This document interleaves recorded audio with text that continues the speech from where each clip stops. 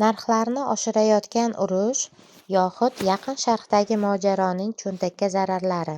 Assalomu alaykum kanalimiz kuzatuvchilari. Kanalda yangi bo'lsangiz, obuna va like tugmasini bosishni unutmang. AQSh Isroil-Eron urushining boshlanganiga mana 10 kundan oshdi. Na Eron, na Isroil va na tinchlik mukofotiga da'vogar AQSh rahbari to'xtash niyatida emas.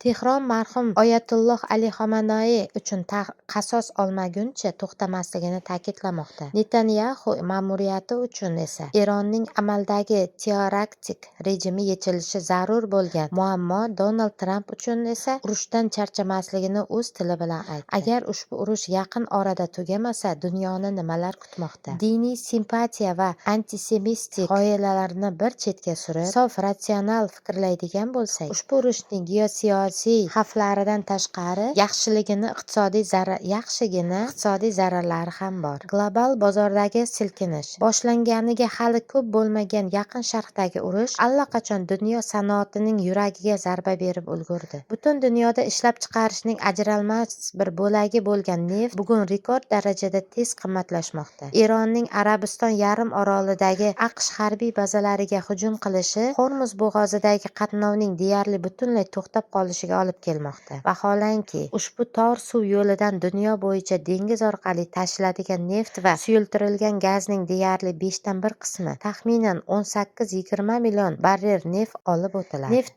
eksport qilish hajmiga ko'ra dunyo reytingiga Kuvayt 7-chi, Birlashgan Arab Amirliklari 5-chi, Iroq esa 3-o'rinda turadi. Saudiya Arabistoni esa ushbu ro'yxatning birinchi pog'onasida. Ushbu davlatlar uchun Hormuz qaysidir ma'noda hayot-mamot masalasi. Negaki, iqtisodiyotining asosiy qismi yoqilg'i eksportida turgan ushbu davlatlar uchun o'z neftini bozorga olib chiqish pul topishning deyarli yagona yo'li. Hormuz bo'g'ozining beqarorlashuvi global energiya bozorlarida darhol aks etdi. Neft narxlari qisqa vaqt ichida keskin ko'tarilib, Brent markasidagi neft barrel uchun $110-120 oralig'iga yaqinlashdi. Bir barrel neft narxi Rossiyaning 2022-yilda Ukrainaga bostirib kirganidan keyin ilk marotaba yana $100 oshdi. AQShning West Texas Intermediate neftining ko'rsatkich narxlari yanvar oyida bir barrel uchun taxminan $60 ga baholangan edi. Yaqin Sharqda boshlangan mojaro tufayli bu miqdor deyarli 2 baravar oshdi. Ayrim tahlilchilarning fikricha, agar mintaqadagi keskinlik saqlanib qolsa yoki bo'g'ozdagi qatnov uzoq muddat tiklanmasa, narxlar bundan ham yuqoriga ko'tarilishi mumkin. Energiya bozoridagi bunday o'zgarishlar global iqtisodiyot uchun oddiy statistik raqam emas, balki zanjirli reaksiyani boshlab beradigan omildir. Neftning qimmatlashuvi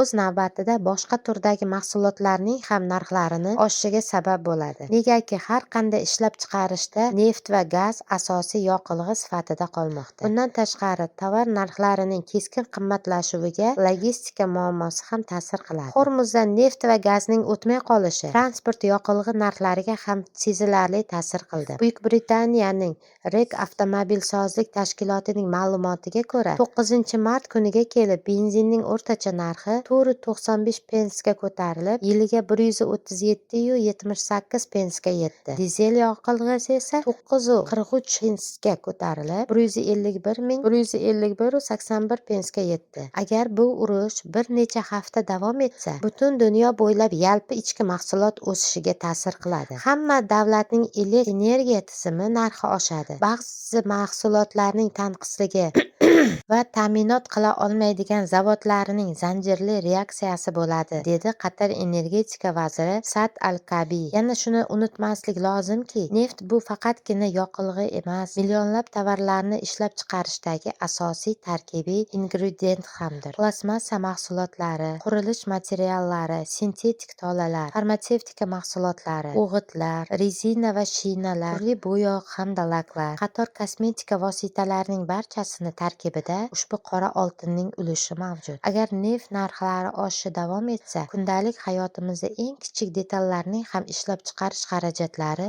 oshib boradi. Urushning iqtisodiy oqibatlari moliya bozorlarida ham yaqqol sezildi. Yirik fond indekslari keskin tebranishlarga duch kelmoqda. Investorlar esa xavfli aktivlardan chiqib, xavfsizroq vositalarga, oltin yoki davlat obligatsiyalariga o'tmoqda. Albatta, bu hol O'zbekiston kabi katta oltin eksportchilari uchun yaxshi, ammo umumiy kartinada Yevropa va Osiyo fond bozorlarida aksiyalar qiymati pasayib, ko'plab kompaniyalar kapitallashuvi milliardlab dollarga kamaydi. Qisqa qilib aytganda, neft ko'p holatlarda geosiyosatning barometri. Agar hali beri mintaqada tinchlik o'rnatilmasa, neft ortidan butun dunyo iqtisodiyoti cho'loqlanib qoladi. Urushdan manfaatdor Rossiya. Yaqin Sharqdagi urush global energiya bozorlarini izdan chiqargan bir paytda bu jarayondan ma'lum darajada foyda ko'rayotgan davlatlardan biri Rossiya bo'lib chiqmoqda. Moskva rasmiylari va xalqaro tahlilchilar fikricha, AQSh va Isroilning Eron bilan to'qnashuvi energiya bozorida yangi talab va narx o'sishini yuzaga keltirib, Rossiya eksporti uchun qo'shimcha imkoniyatlar yaratdi. So'nggi haftada neft narxlarining keskin ko'tarilishi va Yaqin Sharqdagi logistika va xavflarni global bozorlarda Rossiya neftiga yana e'tibor qaratishga majbur qildi. Kreml bayonotiga ko'ra, Eron bilan bog'liq urush fonida Rossiya nefti va gaziga bo'lgan talab sezilarli darajada oshgan. Erondagi urush munosabati bilan Rossiya energiya resurslariga talabning sezilarli darajada oshganini ko'rmoqdamiz. Rossiya neft va gazining, jumladan quvur liniyasi gazi hamda suyultirilgan tabiiy gazning ishonchli yetkazib beruvchisi bo'lib kelgan va shunday bo'lib qolmoqda, deydi Kreml matbuot kotibi Dmitriy Peskov jurnalistlarga.